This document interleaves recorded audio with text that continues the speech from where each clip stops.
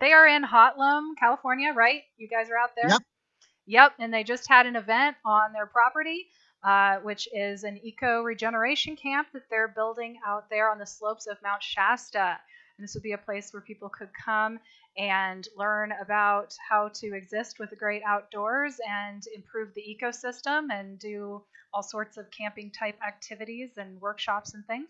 And so I've been working with them over the last few months to develop the business model for this, to figure out how to make it work financially as well as socially and environmentally.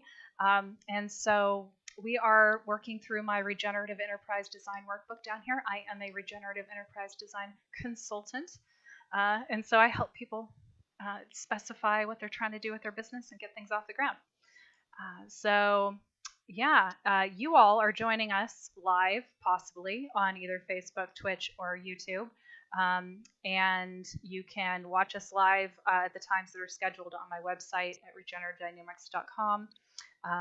And if you're watching this after the fact, but if you're watching live, please join in. We want to hear from you. We want to hear your ideas. We want to hear your feedback. If you're interested in being involved in this, let us know, or interested in doing something similar. This is live because this is a community project and they're wanting to get people involved in their community and also spread this idea throughout the world. So encourage you to participate and help us out. So before we get going on the workbook down here, let's do a check-in, and you guys can also let us know what's been going on, so we haven't talked in a few weeks. How are you doing? I'll start. It's been kind of a hard fall with we've traveled a lot, traveling during times of COVID to visit Jonathan's sister and my parents was really great and also really challenging. Yeah, we've just been feeling kind of ungrounded, but we did an internship with Hazel Ward from Siskiyou Permaculture, and that was really amazing. That was 10 days we spent with this amazing elder and one of the founding people for the permaculture design movement, although they don't really like the name permaculture design. That's a whole other story. And then we had we had a really wonderful event yesterday, which I'm going to let Jonathan talk about, which has led to some really great possibilities that Jonathan can also talk about. Cool. There's that. Yeah. So I'm good. I'm feeling great. It's a lot warmer than I would have expected being here in the winter, at least during the day. Yeah, I don't remember exactly when the last time we spoke online with everybody, but we had our fire and ice trip with Craig Childs on the Green River with the River's Path, the canoeing, transformational canoeing outfit. And that was amazing with Craig Childs. Reach out to Craig. And had to drive through a blizzard after being evacuated from a fire. So it was quite an eventful week. And it was a fantastic trip. And then we got to go to Maryland to help my sister with the National Resource Conservation Service grant to remove invasive species on her land and to reline her fences so she can do high rotational grazing in Maryland. So that was exciting, an old historic ranch, and had a nice Thanksgiving. And then we drove back across the country to meet with Hazel up in the Siskiyou Mountains. And that was fantastic. And then we rushed back here to do our Tending the Winter Fires event with our new nonprofit, the Fire Ecology Network. And we had a fabulous turnout with some amazing experts, all in a wonderful discussion as we did a little small burn practice and talked about how do you take land that is for all intents and purposes unburnable in an industrial sense or even in a traditional sense, and start small and move toward reestablishing a fire ecology here. And from that, we're now in conversation with a couple of nonprofits that want to partner with us to do some large grants and some large trainings. So it's really exciting. And we're also about to launch our kitchen project.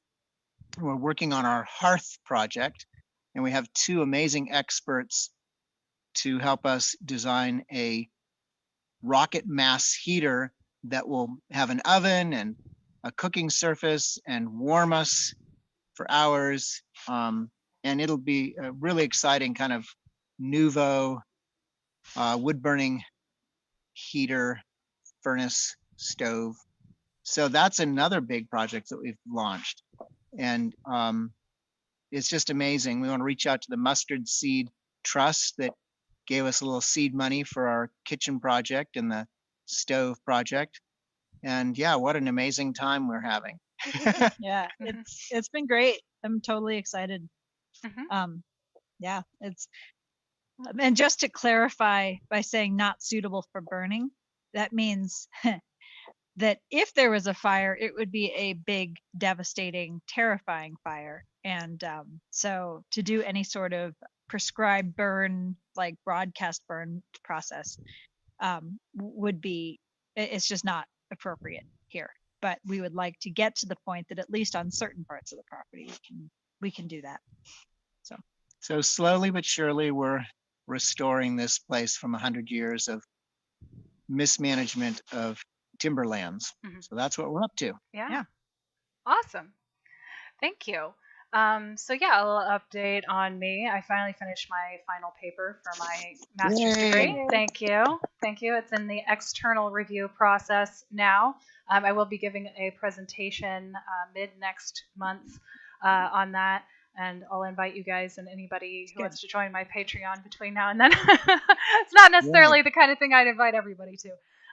It's just me talking about my degree. But, you know, it might be interesting. We'll see. If it goes well, I might share it. Yeah. And what else? I feel like that. Oh yeah, I finished this whole process with one of my clients, and then we started a new process. We brought a couple more people on board, and we are now actually implementing the plan. And I'm kind of facilitating their meetings basically online and helping them figure out what to focus on next, that sort of thing. So it's kind of like a little business incubator. That's what it feels like, you know, and we're using the business model canvas that I finished, you know, filling out for them and referring to it constantly. Like, okay, well, what are we supposed to be doing? And then if we're going to change it, then we need to change it on this document. So yeah, that actually seems to be working. I'm excited about it. We'll see how it goes. So cool. So to catch up the audience on where we're at in this conversation, well, let's just look through my workbook because it's been a minute. So we got clear on the purpose and vision. We got pretty clear on the value proposition. They want to do different kinds of events, retreats, workshops, things, as well as doing grants, like research out there. And then it could be small groups or kind of medium-sized groups. Like they can't have, you know, several hundred people out there. Probably it's not made for that, but they can have groups of, you know, around 20 pretty easily. Is that right?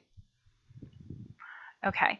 And other things they can do on the property would include like making biochar or like making products from the natural resources there. And doing fundraising and that sort of thing. And we talked about doing some sort of like a Patreon kind of thing where people can contribute to them on a regular basis and be a part of what's going on out there.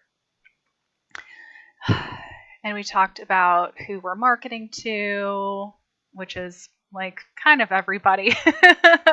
But, you know, it's people who like the wilderness and want to learn stuff like that.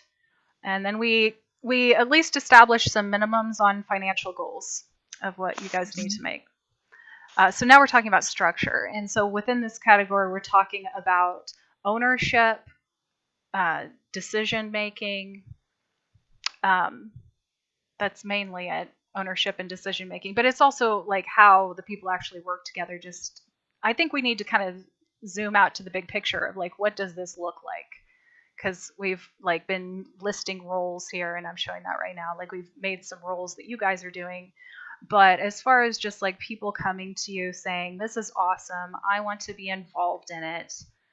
Are we clear about how to invite them in and make them a part of it? I think so. And I think our, when we did the bullseye and we talked about somebody who's, a visitor, who's just coming, or somebody who's, I'm trying to remember what we wrote exactly. Yeah, I've but, got it pulled up too. Participant, member, Well, contributor, partner. Yeah. So the member, those are the people that have come multiple times and they're like, becoming more involved. A contributor, they're actually, we've got these two that are going to be helping with the hearth and, in our kitchen to have a nice warm space all winter long. And, I think that Nick is kind of moving more into a contributor role, who's one of those two. Or Rich Fairbanks. Yeah, Rich Fairbanks, who did our Nick Bertolis, burn practice. So we have people who are really bringing things to the fore. John Liu. Mm-hmm. Yeah. Mm-hmm. Yeah. One of the things that's coming to mind spontaneous in this conversation for me is there's a lot of talk about ecosystem function. And I'm thinking about it a little bit different because I feel like maybe system is a bit too scientific and theoretical. And I like this idea of a collaborative. And an ecosystem really is a collaborative. Mm-hmm. So how do we become participants in the eco-collaborative here? Or how are we part of the functioning, what is our function in the ecological collaboration of this biotope? And I just want to bring it into kind of the talk about when, somebody comes here, how are they co-collaborating with the wildlife, with the flora and the fauna and the, mycorrhizal relationships and all of the beings that we share this planet with. Mm-hmm. And so that's, I guess, philosophical at one level, but trying to shift the way that we perceive our relationship with the biosphere. Yeah. And I'd like to bring up a couple of things that happened in this, in our program yesterday that really fit in with that. So one of the people that came, has a hand drill basically to rub a stick together between his hands, basically as a spindle to create a coal. So this man used a hand drill to actually start our burn pile yesterday, and it was really sweet to find some juniper bark on the property that was dry enough to be able to use, and all of these different pieces. And then we also had Karuk elder and Shasta younger come to visit, and they told us stories and sang around the fire. We all sang around the fire together, and it was really sweet. And so there was one thing that I think we're doing really well as far as holding this eco-collaborative piece is we're learning all this scientific stuff, this really amazing, how to put fire on the ground safely, how to make this a protected, safe place if a fire were to come through. And also we're doing it in a ceremonial context. So that feels really good as far as holding our purpose on that. And I think as far as bringing people in, like we're finding, both of the, the man that did the hand drill, it was his first time here. So he would be on the visitor side, but he brought a really beautiful piece that really shifted the dynamic, I think. Yeah, he contributed a lot to the conversation of the day. So it was sweet. And I think even people that are maybe on that visitor, first time here, they really have a lot to offer. So that was really sweet. Yeah, I think it's a good question of how to integrate that kind of thinking. You might be able to do it in how you define your roles, like defining roles as being stewards to a particular aspect of the ecosystem or something like that, instead of it just defining certain tasks.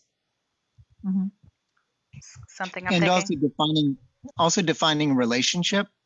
One of the things I'm really interested in is how do we shift our language to describe our relationship with other beings rather than some strange taxonomy or some kind of inanimate object. And I'm thinking about the dynamic relationship between, say, an events coordinator and a program director, and visitors versus contributors.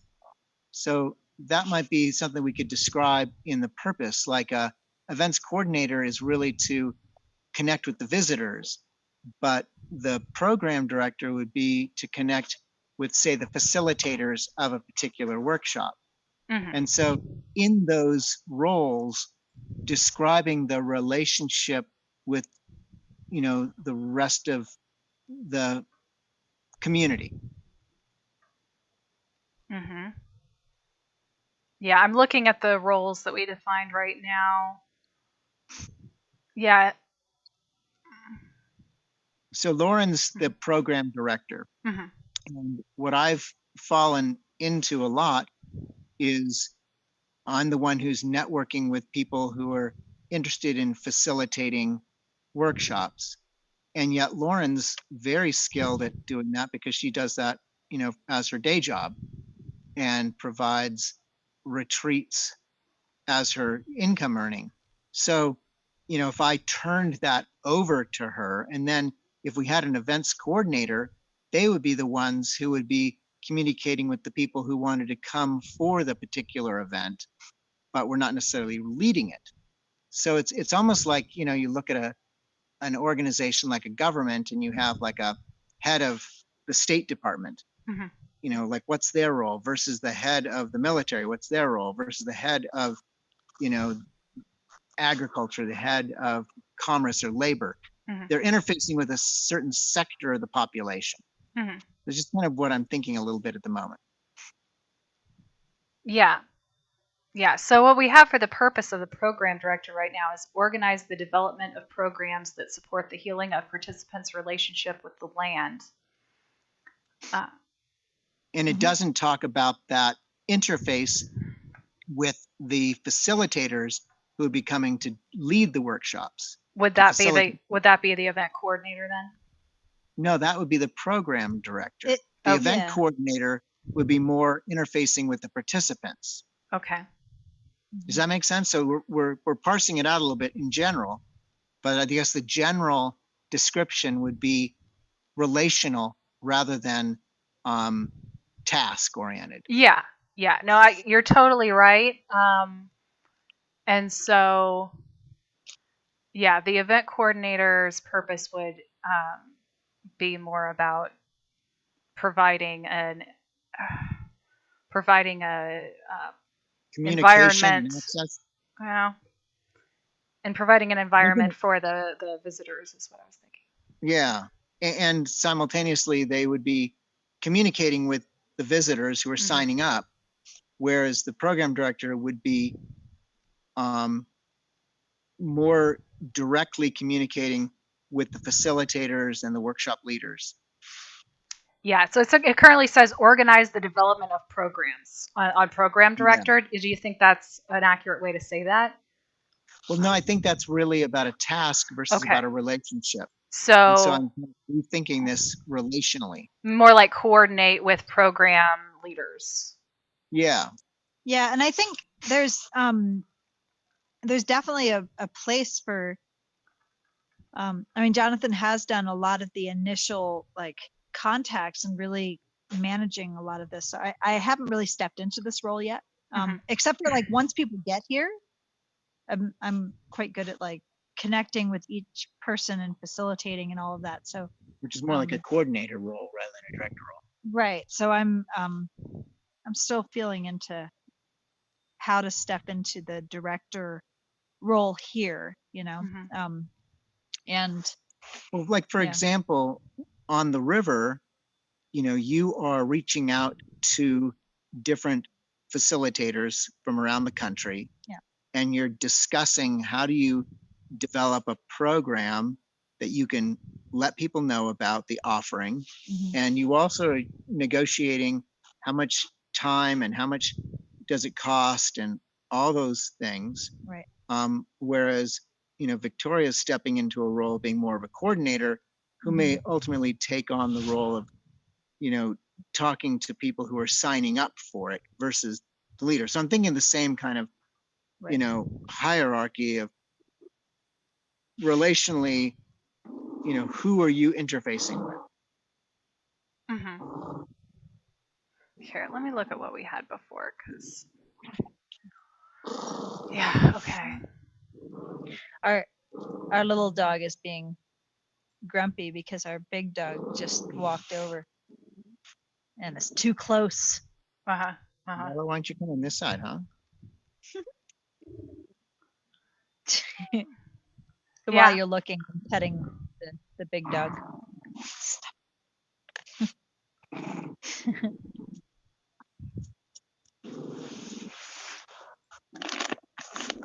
Okay.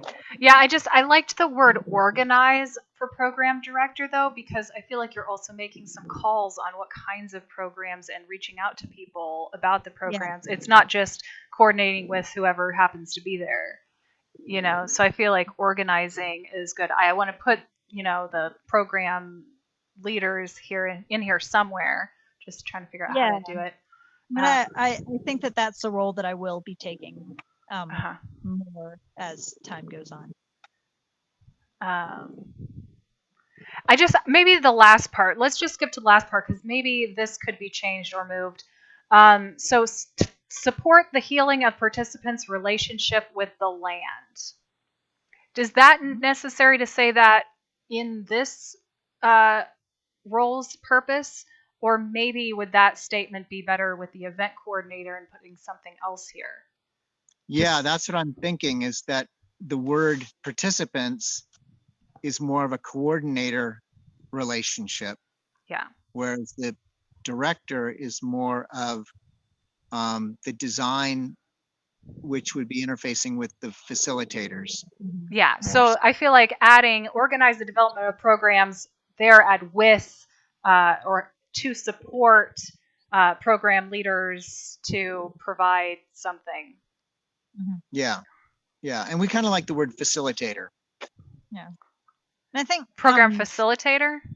Yeah. Well, no. You were talking about program leaders, and we kind of like the idea of facilitators. For example, we had a guest speaker yesterday, but we had like 75% of the people in the audience were like real experts. Yeah. And, with PhDs and stuff. So it was a really, academic and philosophical conversation. It was awesome. And luckily we had a, quote unquote facilitator who was able to hold the wisdom of so many people. It wasn't kind of like teacher and student. It was collaborative. It was amazing. It was really neat. Yeah. I think that at this point, I might be more in that event coordinator role, or in particular because we're having so few events. Right. When we start having more external facilitators, then you'd be taking that on more. Right. But I did more communicating with Rich than you did to put this on. But the hope is that as we expand, we can kind of delegate these communication relationships. Yeah. Okay, so I have a question. The program director is supporting program facilitators to what? What's the major outcome you're wanting to support them to get? Well, it's about learning, growing, and about learning, growing. For the facilitators, collaborating. Is there something from their perspective that might be different? Because the participants are learning, but what about the facilitators? Well, okay, so I think that it's and we have a lot of different kinds of programs that might happen here. So I think that answer, it's hard to have like a blanket thing like that. Rich Fairbanks, our firefighter friend that came yesterday, he's going to have something. His purpose is going to be very different than we had somebody come and visit last week who is rite of passage guide, and so he's talking about bringing people here for Oh, wilderness solos. I think I got it. So, you know what I'm saying? What about supporting Okay. program facilitators to fulfill their purpose? Sure. Yeah. Turn it Yeah, on 'em. because when Brian Stafford of Animas Valley Institute came and visited with us last week, we're really excited to see him. And he has, a very specific offerings that he's working with for the people Mhm. who attend his workshops. Mhm. So they're going to come with their own purpose, their Okay. own, and it'll be aligned with our purpose Yeah. of participating in the healing of humanity's relationship with the biosphere. Yeah. So coming back to our purpose statement, how is a program coordinator supporting that collaboration between the purpose of a facilitator and the purpose of Hotlum as a entity? I think I can answer that. Okay, answer it. Yeah. Okay. So I think it's about, so before we schedule something with someone, we have an initial conversation, an initial visit. They come to see the land. They start to kind of envision what is possible Mhm. for their program. But then there's this other piece that we want to make sure that our way of relating, our way of facilitating, our way of guiding is in alignment. Mhm. And so there's a kind of a courtship period Mhm. before we say, yes, come and bring your people. You Mhm. know, there's a courtship period where we get to know them, where we get to know like what makes them tick, what makes them why are they doing what they're doing, and how do they do what they're doing, Mhm. and for what purpose. Mhm. And so there's and also just making sure that we have some good synergy with them, because we're not just like an event space where somebody comes and we're not around. It's Yeah. It's not like a hotel meeting room Yeah. that you Right. just book, or Dunkin' Yeah. Donuts. Right. Yeah. So I would say that is how it starts, just to make sure that we really are that our purposes are in alignment, Yeah. as well as our methods and our way of communicating and all of that. So so then from there, then we can go ahead and schedule and decide if it's something where they're bringing all the people, or if it's something that we're bringing the people and they're facilitating, and all of those kind of different pieces. The thing with Rich, like, we brought all the people. There were a few people that I think he already knows, or several people that he already knows that came, but we're the ones that reached out. Whereas with Brian, this and he's a rite of passage guide, I think he would probably be bringing a lot of, And that's all people. speculative. It's all It's all speculative. That's just collaborative. it just as an it's as an I mean, he's only been here once, so Right. But we're in that beginning. The who courtship. comes has a lot to do with the coordinator position, not so much the program director Yeah. position. But I think determining the role of, like, are we bringing the people, are they bringing the people, how are we communicating, and all of that, I think that would be in the director role, and then it would be handed over to the event coordinator to like market it facilitate or whatever, the marketing and all of that. Yeah. Cool. That makes sense. I think that just by putting in the purpose of the program director that you're supporting the facilitators to fulfill their purpose, like, that kind of encapsulates what all you just said about caring about what their purpose is. Of course you're going to care about the purpose, because that's what you're there to do. You're not going to support somebody whose purpose you're not supporting.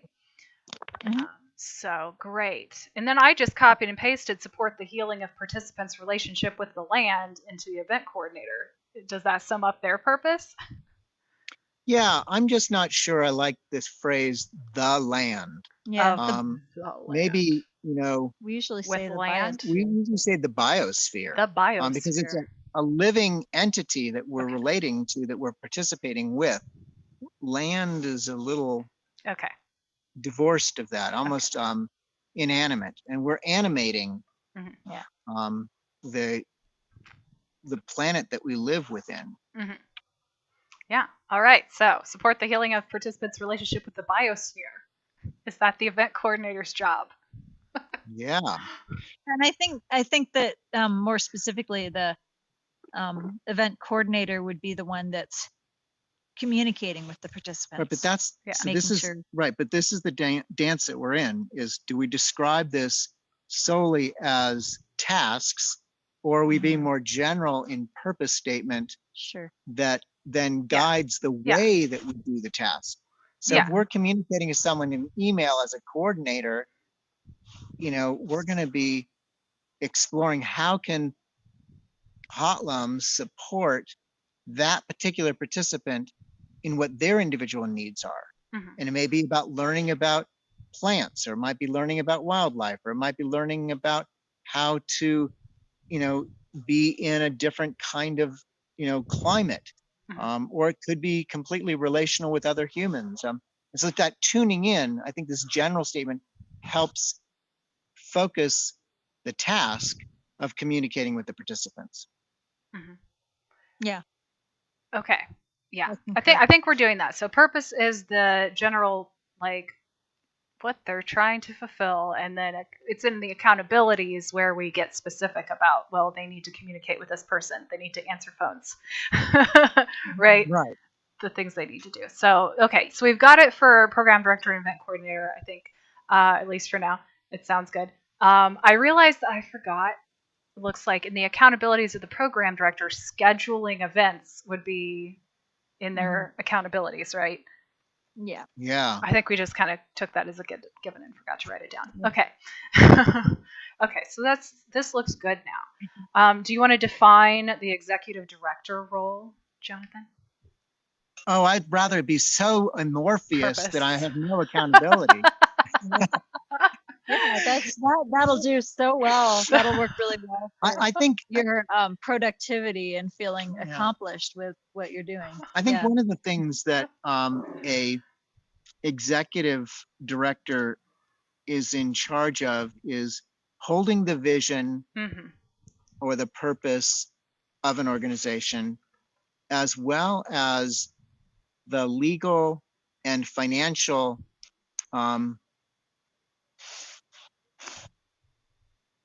responsibility. I don't know what word to use. I mean, there's going to be a bookkeeper who's going to be, supplying things to the CPA, who's going to be making sure that all of our T's are crossed and, the decimal points in the right place. But there's something to be said for a chief executive officer to be holding that vision and also holding the financial piece. And I think that also includes in the absence of a development director or a chief financial officer, doing a lot of the fundraising elements. So I'm in some ways sitting in a role right now that encompasses a couple of different roles, including development director and kind of chief financial officer. Yeah, and there's an easy way to say that, which is they're ultimately responsible for everything. Right? Like, very amorphous. That's kind of. Yes, the buck stops here. Does that mean it's my fault? The San Andreas is my fault? Yes. Yeah, but something along those lines, like you're kind of the person who's responsible for all roles that aren't being filled. You're the person who's ultimately responsible for the financial, I mean, they always hold that CEO responsible if things aren't going well, right? So when that composting system starts to really go downhill, it's definitely my role. Things that haven't been explicitly handed off to other people, or, if things aren't going well, you need to do something about it, whether it's changing the roles or stepping in some way. So yeah, chief delegator. There you go. You just need more people to delegate. Delegator in chief. Yeah, there you go. Yeah, more people than just me. We keep trying to delegate things to the dogs. I think you might have seen Bella come over, the big dog. Yeah, we're But- hoping that she'll pull some brush or do something, pull a sled, but so far she's just sitting in the snow and rolling around. Uh-huh. Yeah. She's becoming a better guard dog, which is great. Yeah, she's been barking at people if they drive too close. Uh-huh. And then when they get out of the car, then she leans against them to greet them. Love bug. Yeah. Anyway, that's enough. We already know Bella's role. Mhm. Mhm. So, Mhm. Yeah. go ahead. Next. Yeah, okay. I just put and take ultimate, okay, whole thing. Hold the vision and purpose and take ultimate responsibility for structure and operations. Yeah. Wow, look at that. Operation. Good. Nice, Jackie. I like the concise clarity, lack of amorphous. Okay, we'll leave it there for description. now. We Good. might come up with a prettier way to say it later. But No, I like it. okay. Okay. Okay, what about the land caretaker? What's their purpose? It says land caretaker. Green man. Well, I think it's a funny thing because I think if we had it depends on who's in the role, I guess I should say. Green man's role, first of all, is to be the person who's here, who's the who's checking to make sure that people are not coming onto the property uninvited, and to greet people when they are, when they do come invited, to see what is needed around the land, to keep the just to care for the kitchen and make sure that if something blows away, to find it and bring I mean, just kind of overall caring for the place, both our very, very limited infrastructure as well as the land itself. Yeah, I mean, once we have a kitchen, it's been recommended that we actually have a, kitchen manager or a cook or something.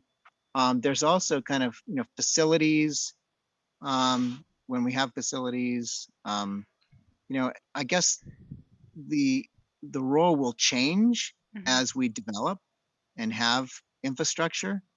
Right now, I think it's a lot about tuning in and listening to what is the land calling forth, and looking for any issues, such as a tree that needs to be released, or that, how are the bears traveling through the property, or the bobcats, or the mice. In the future, I think that role will have a lot to do with, also looking after the infrastructure.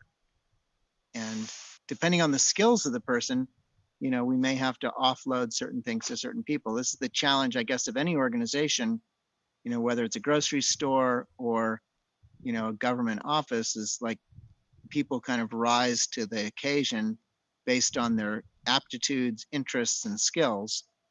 And it's been really challenging at this juncture, without a remuneration model, to have people with a lot of aptitude, interests, and skills. And that's where the contributor piece starts to really click in. And once, somebody really becomes a contributor, they may actually have one of these assigned roles, like the land's, caretaker. And then they're caring, for the land, environmentally, and that includes, how the humans are impacting the land.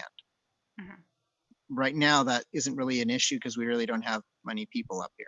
Yeah. They're pretty much visitors. Yeah. But does that make sense? Like, it's going to grow and change. So where do we start? I think if we started today, that role is just someone who's looking after the, making sure there's no trespassers, nobody's poaching trees, nobody's dumping garbage, all of which are an issue in this part of the national forest. Yeah.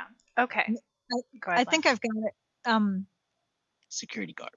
Yeah, security guard. I think the land caretaker is their biggest role is to tune into the land, to Listen. pay attention, to listen, and to address what is needed. Yeah, how do we make that a purpose statement versus a task-oriented statement? And I think this idea of caring, it's a caretaker. They're caring for, like, if I had somebody taking care of, like, say I have a 100-year-old aunt who lives in Washington, D.C., my Aunt Dorothy, and she has beautiful caretakers who are there with her 24/7. And they really care about my Aunt Dorothy, and they care for her, and they're taking care of her. So the caretaker really is that. It's the heartfelt love and attention that's being offered. Yeah. And I think and that really fills or speaks to the role that Green Man brings. He's kind of a monk, he's very quiet, meditative, ceremonial. He listens a lot. He listens deeply before speaking, and he holds that role. He cares deeply for this land in a way that I think is essential. And then that holds the space for all of the other pieces of, his tasks. Yeah, and so his role is that, and I guess, we talk about the land, but he's, noticing all the creatures. It's not just about the dirt that we stand on. It's, how are the bushes relating to the trees? How are the bears relating to the kitchen?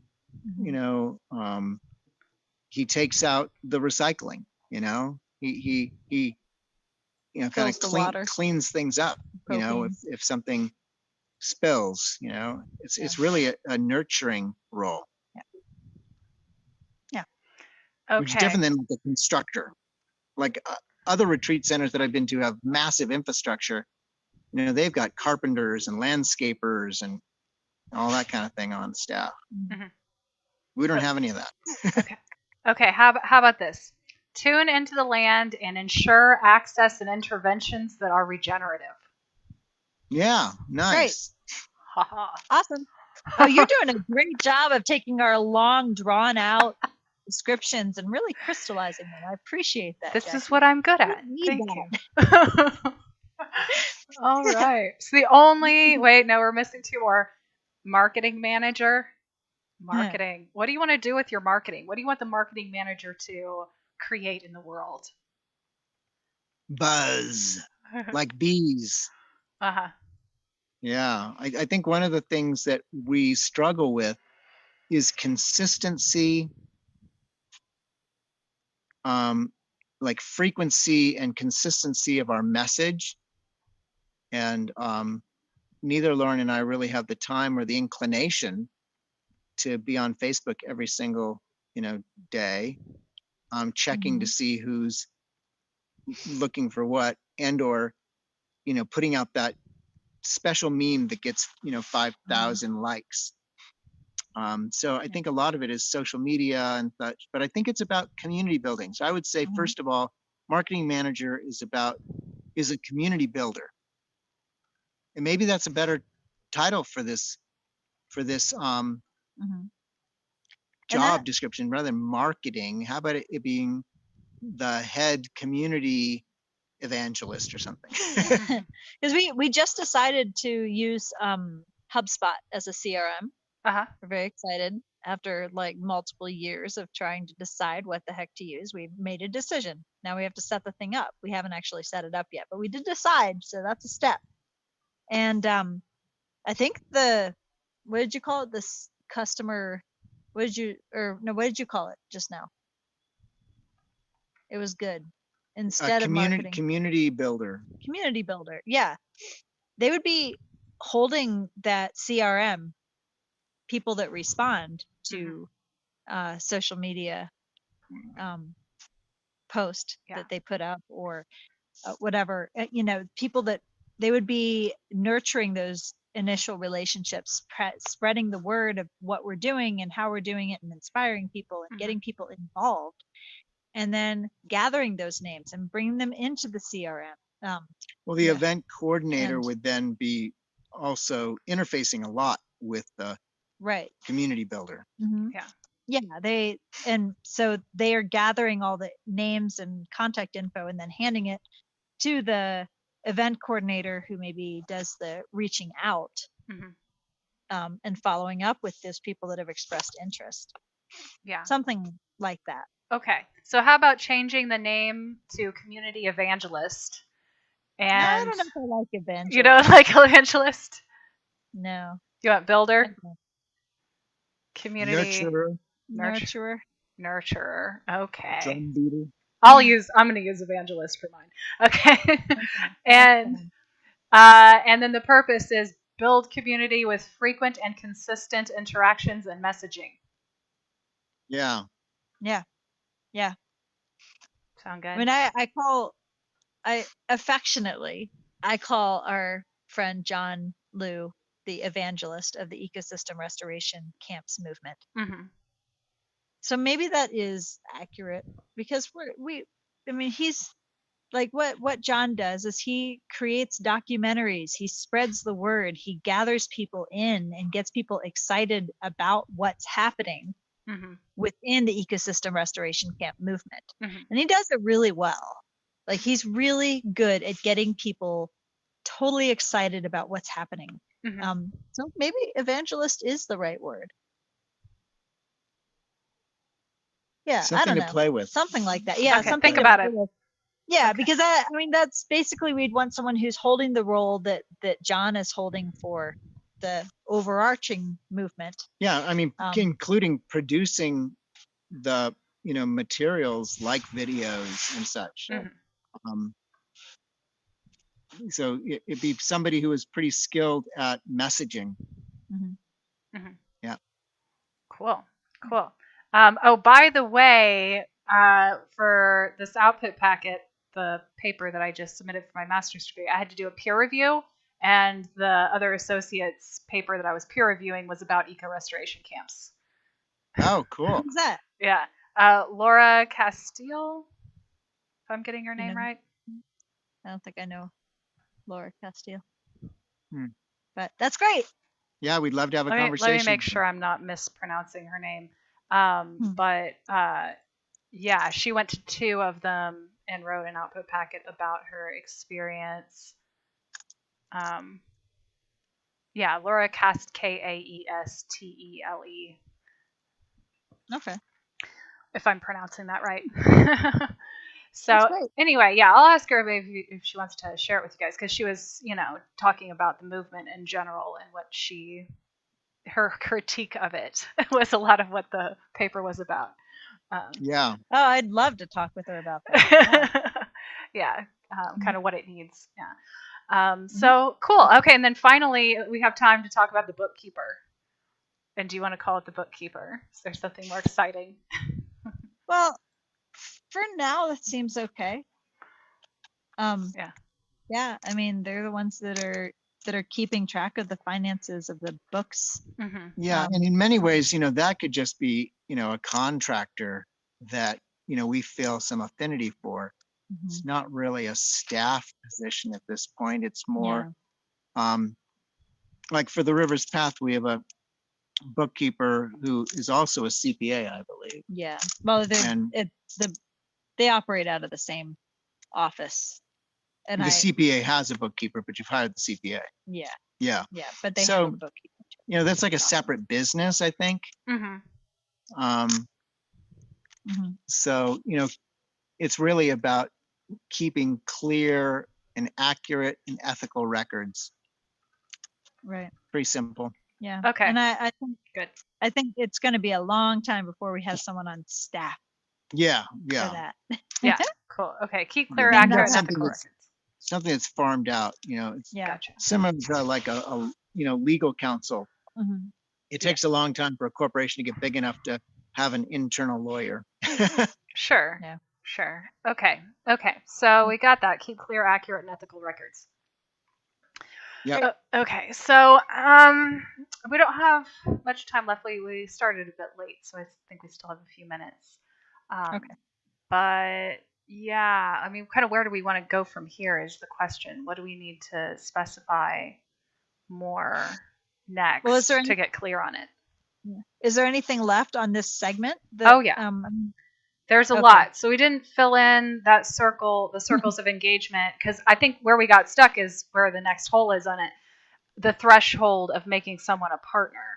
What does ownership mean? Yeah, that's a really deep question for us. And we've been having a conversation with a young couple who have some property of their own in Oregon that they are stewarding. And they're actually doing the work. One of the things that I love about the idea of ecosystem restoration camps is everybody can do something that supports the decade of restoration, which is what the United Nations has declared this coming year to be the beginning of the decade of restoration. We have to do this for our very survival. And I think everybody can participate. What I'm noticing is there's a lot of people who want to talk about philosophically what should be done. They want to, read about it and then give their opinions on social media. But I rarely see people who are up to their knees in the muck and have a chainsaw in one hand and a shovel in the other and are making compost and raising, sustainable food. This couple is doing that. And so, they could potentially be the kind of people who collaborate with us at a level where they have the financial wherewithal and simultaneously they have the impetus to do the work. We have some other colleagues that are retired Forest Service personnel who are buying land and restoring it. Maybe that Hotlum ultimately becomes part of a larger collective, or that people, like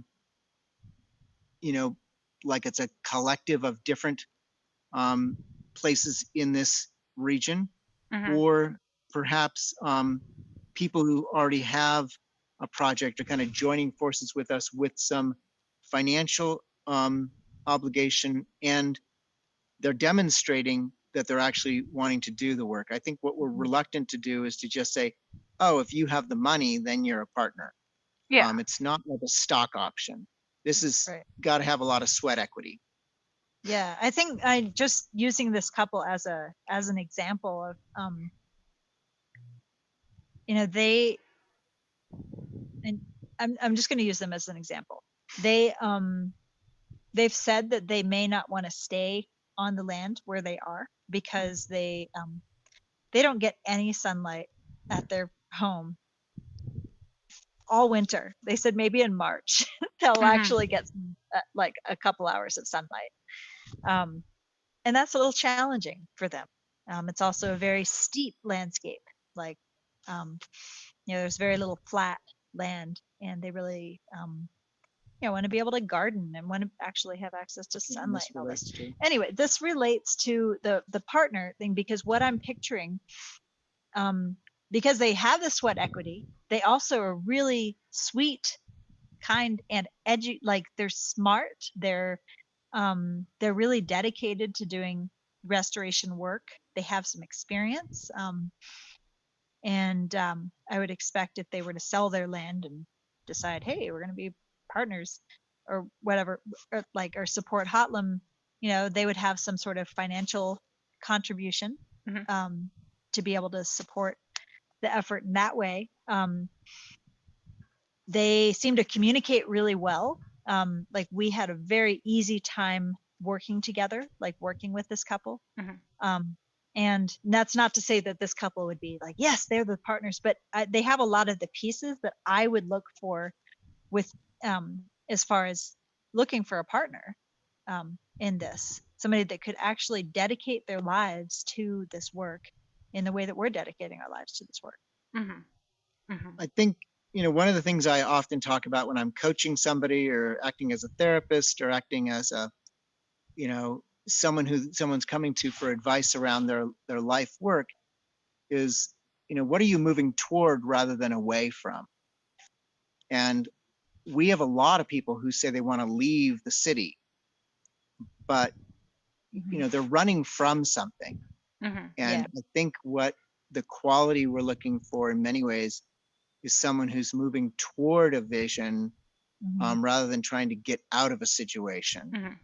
And it's a huge leap to live in a rural lifestyle, a huge leap. And I think a lot of people don't, myself included, don't understand the challenges. And so we have a lot of people who approach us with like, oh, they want to move, but it's like it's about moving rather than doing something. Yeah. Right. Yeah. I So don't know. that's kind of a general thing. I mean, my feeling is that, if you're really wanting people who are going to be out there a lot to be in that category, then you're probably not going to have very many people do that, like full time, long term. Yeah. Long term. Yeah. It seems to me like maybe the ownership structure of Hotlum should just be you two, but then there could be some other organization where people can feel like they're a part of it, and maybe it's that network you were talking about. Maybe it's kind of something that could connect with other properties, or you just have kind of a, I don't know, like a collective of investors that doesn't get the decision making with it. People who just want to support what you're doing from afar, you're not going to give them decision making power if they give you money. You'll give them information and whatnot. I think that's where that membership level was touching upon. People who are contributors or people who are members, they may have a vested interest. And we're looking at different models. I think we've mentioned Place in Oakland as a model of governance to look at. I think that there is a role for people who want to come. And again, this comes back to my general model of, frequency and amplitude. How much energy do they bring? What's the amplitude of their energy when they're here? And how frequent are they coming here? But that's a factor, I think, mainly for whether or not you allow them to have decision making power. But that can be separate from ownership. So, but it does sound like what you're saying with it being at the membership level, that people can make a contribution at that level. I'm just wondering what's going to happen if somebody comes up to you and says, here's $10,000, take $10,000. I just want to give this to you. Like what are you going to do with that? Like give them a lifetime membership maybe? Is it just a donation? Like what would you do with that? Yeah, well, I mean, in our grand budget, $10,000 isn't a lot of money.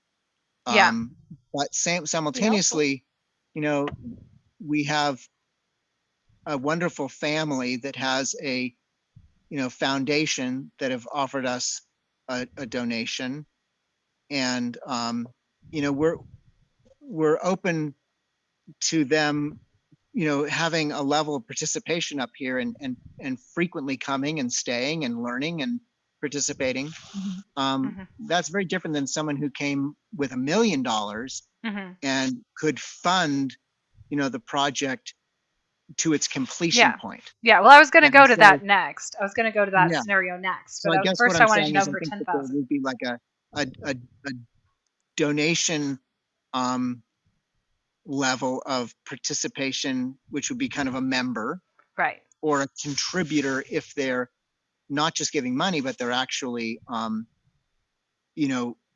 lending intellectual and physical capacity to producing something. Yeah, I think they should be separate. I think membership level should be for someone who's contributing financially, and that could be a small amount, but they're part of whatever donation system you've got set up. The contributor level is holding a role. The contributor level is that they are involved in decision making because they're making an investment of time, to be there.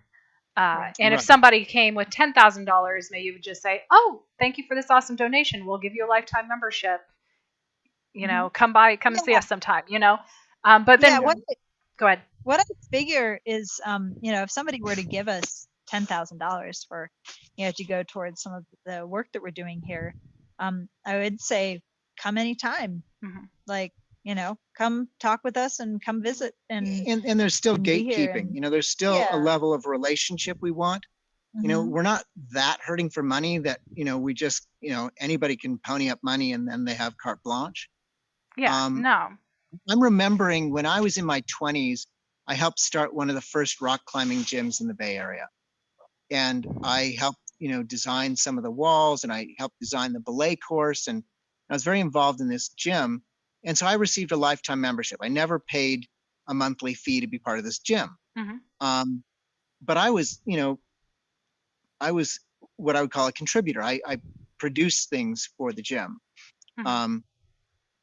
And so, yeah, I think, we're at this dilemma in society where there's, shareholders or stockholders who, can vote on what happens in a corporate decision. And I'm not sure that Hotlum's ready to No. be like a public Yeah. organization. I think there's also some legal implications of that I'm not sure I understand. When someone receives something for funds, then they have some legal rights that I'm not sure we're ready to, give just for money. I think it really has to be a relationship that we build. I think that, it would, the relationship part is more important than the money for sure. And so what they would get for that $10,000, what would we, or whatever, like how would our relationship change? I think it really depends on the person and what their involvement is. And if it's, And I don't think that, $1 million would, change that much, 10,000, $1 million, Mhm. how would that change things? I'm not sure it would. I think what would change it is how are they relating to the purpose of this, which is participating in the healing of humanity's relationship with the biosphere. How are they participating in that multi-generational activity? Mhm. Yeah. I mean, we, one of the things that our friend John talked about was saying, "Oh, I have this friend who maybe could pay for our well, and then he could just come and stay here whenever he wants." And that's, and there's more than that, Mhm. I mean, that could be a $50,000 donation or whatever, like, which would be really helpful. And also, We want it our would, values to be aligned, and that's why I think yeah, we felt very value aligned by this donation from the Mustard Seed Foundation. Mustard Seed Trust. They're very, very aligned with us, Mhm. and so that felt good. Yeah. And they're big supporters of other organizations throughout the world. So yeah, I mean, does that give them a certain cachet here? Yes, absolutely. Yeah. Mhm. But it's not just about money, it's about heart and soul. Mhm. And that, Right. that organization has a lot of heart and soul. Yeah. So, okay, I'll just kind of wrap up what we're talking about, and we're about out of time. So, so we had specified already that the membership level would not come with day-to-day decision-making power. Maybe they'd get to vote for certain things, like how we're going to do a yearly party or something. But it's not, they're not going to be able to hold roles. They're not going to be able to come to your board meetings or anything like that. It's just they're contributing financially, and for that they get some measured reward. And they have to abide by your rules. So if somebody gave you a $10,000 donation and then they came and left a mess behind when they camped, you got it right there in the rules of membership. Even though we said you had lifetime membership, you still have to follow the rules of membership. So we're gonna cut you out or make you clean up your act, right? Mm-hmm. So that's membership is like a club membership, and then contributor is like an employee, right? They're a lot of the time doing something, right? Contributing. And that would come with some decision-making power because they're doing a job. They need to contribute in the decision-making of how to do at least their own job, if not the jobs of people around them that are going to affect how they do their job. Does that make sense? So I think this is very clear, and I got a couple more things in the circles from this conversation. I think it's still not clear, at what point you would accept somebody into the same ring of ownership that you two are in right now. I think I spoke a little bit about that just in this theoretical, using this couple. But we're going right back into the same conversation we got stuck in before, though. You keep telling about, you guys are psychologists or whatever. You're telling about social stuff. I don't care about the social stuff. I do not give I care, but I don't give a crap in the context of this conversation, because all I want in that little bubble is something legal or financial. I want a legal title. I want a organizational, right. legal entity. And that flies in the face of what Hotlum's really about. It's a relational vision. Yeah. And it's outside of the current corporate paradigm. Sure. And we don't know how to answer that question yet. Yeah. I get it. But you have to be an LLC or a nonprofit. You have to define what your organization is legally. So, I think what we've decided at this point is that at the moment it's going to be an LLC when we incorporate, and that will give us the flexibility to, shift the organization as necessary as we scale up. But at this level of where we're at, I don't think we need anything else.